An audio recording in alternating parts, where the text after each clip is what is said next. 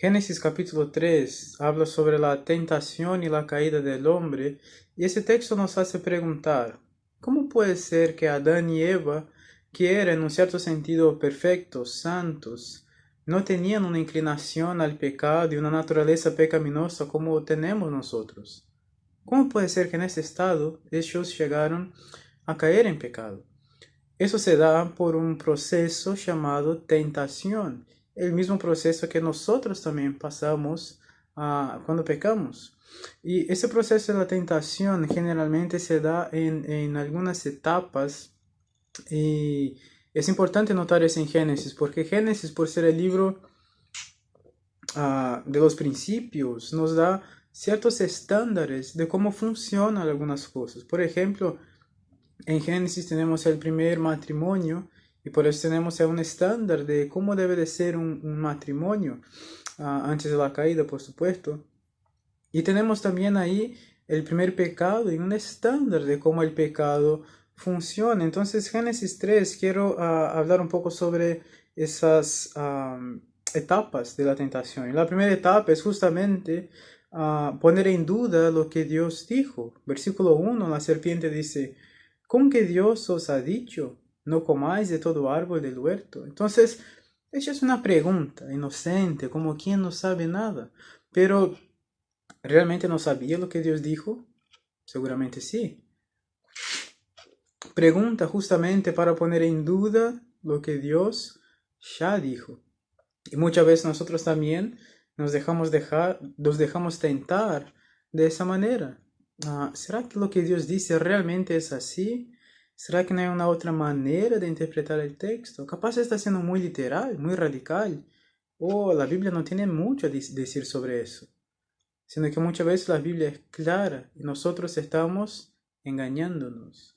Ah, una segunda etapa que vemos acá también es enfatizar la prohibición sobre la permisión de Dios. La serpiente en el versículo 1 también dice, ¿con que Dios os ha dicho, no comáis de todo árbol del huerto? O sea, la serpiente también sabe que Dios no prohibió todos los árboles, apenas uno. Pero lo que él está haciendo es enfatizar la prohibición sobre la permisión. Es como que vos vengas a mi casa y yo te digo, puedes comer de todo que hay en la heladera, pero hay un pedacito de torta ya que ese no puedes tocar.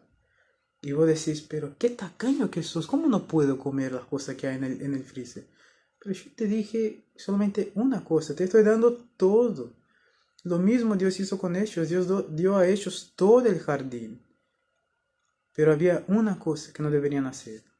Y lo que Satanás hace es justamente enfatizar la prohibición sobre la permisión.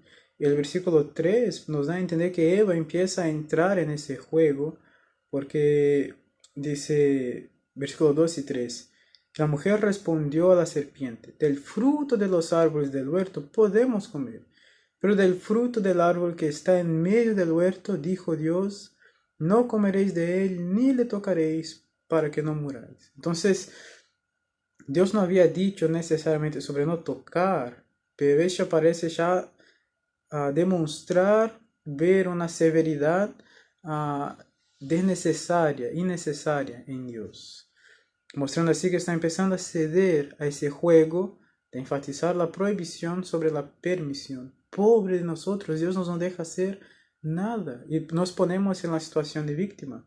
Y es interesante notar cómo la sociedad trata de hacer con que nosotros seamos simplemente víctimas de la sociedad. Porque cuando somos víctimas ya no somos más responsables. Pero la Biblia habla de pecado y habla sobre responsabilidad. También una tercera etapa de la tentación es que hay una distorsión sobre el carácter de Dios y sus órdenes. Versículo 4. Entonces la serpiente dijo a la mujer, no moriréis. Y ahí viene la mentira en la tentación. Toda tentación viene con mentira en ella. Dice, es cierto que no moriréis, sino que sabe Dios que el día que comáis de él, serán abiertos vuestros ojos y seréis como Dios, sabiendo el bien y el mal. Hay una distorsión sobre el carácter de Dios acá, que es justamente eso. Dios es santo y perfecto, y Él no quiere que ustedes sean como Él. Dios no quiere compartir con ustedes las bendiciones. La verdad acá es que Dios quiere sí compartir con nosotros toda la bendición. Él ya lo hizo eso con Adán y Eva y comparte también de su propia persona con ellos.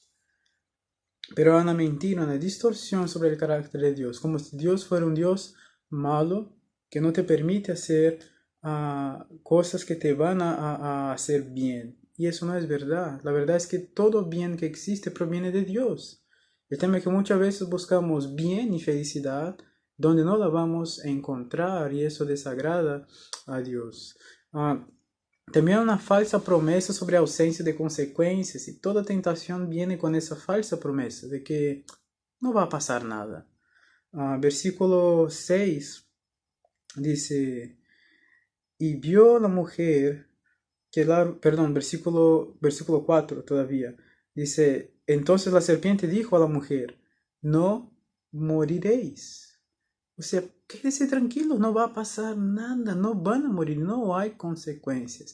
La verdad es que cada vez que nosotros pecamos, es como si hiciéramos un cálculo y decimos, yo me banco con esa consecuencia, no es algo tan severo que yo no pueda aguantar.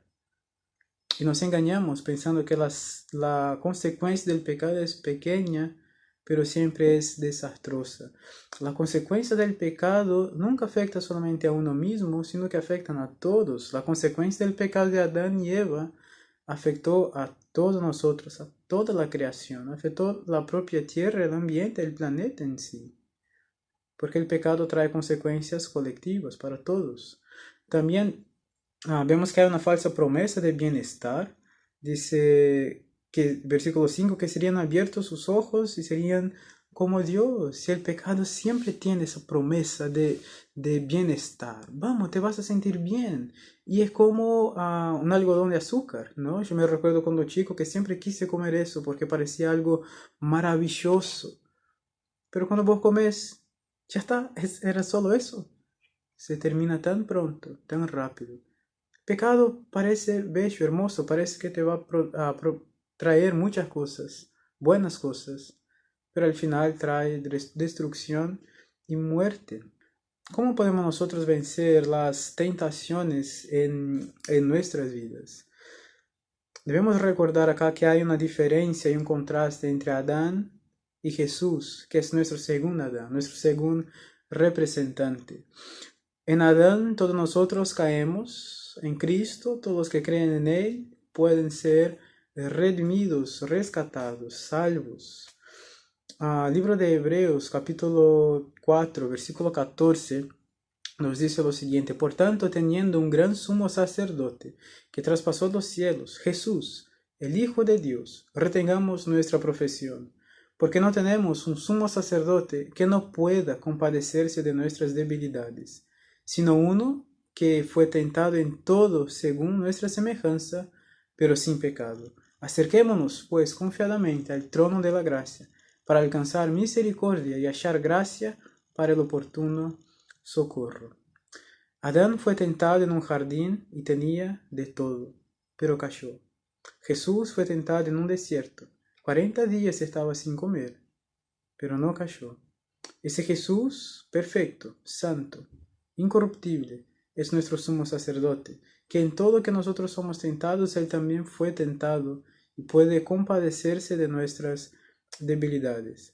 Bueno, esa reflexión teológica nos lleva a una aplicación práctica de cómo lidiar con la tentación en nuestras vidas. En primer lugar, cuando vemos que estamos en una tentación, debemos identificar la mentira que hay en la tentación, porque Satanás es el padre de la mentira y toda tentación viene con una mentira. Cuando Satanás tentó a Jesús y le dijo, si eres el Hijo de Dios, transforma esas piedras en panes, la mentira está en que Jesús necesitaba de panes, pero su necesidad real era el Padre, él necesitaba del Padre. Así como nosotros necesitamos de Dios, entonces ahí viene, después de identificar la mentira, combatir esa mentira con la verdad bíblica. Jesús cita las Escrituras y dice, no solo de pan vivirá el hombre. Y después de eso debemos llevar nuestro pensamiento cautivo a la obediencia a Cristo, como nos dice 2 Corintios 10, 4 y 5. Y por último, meditar en la verdad bíblica. O sea, esa verdad bíblica que usamos al principio, debemos meditar en ella. Y meditar bíblicamente significa básicamente memorizar, tenerla acá en nuestras mentes. Salmo 119, 11 dice, guardo tu palabra en mi corazón para no pecar contra ti. Así que llenando nuestro corazón y nuestra mente con la palabra de Dios, vamos a estar bien armados para poder resistir la tentación en el poder del Señor.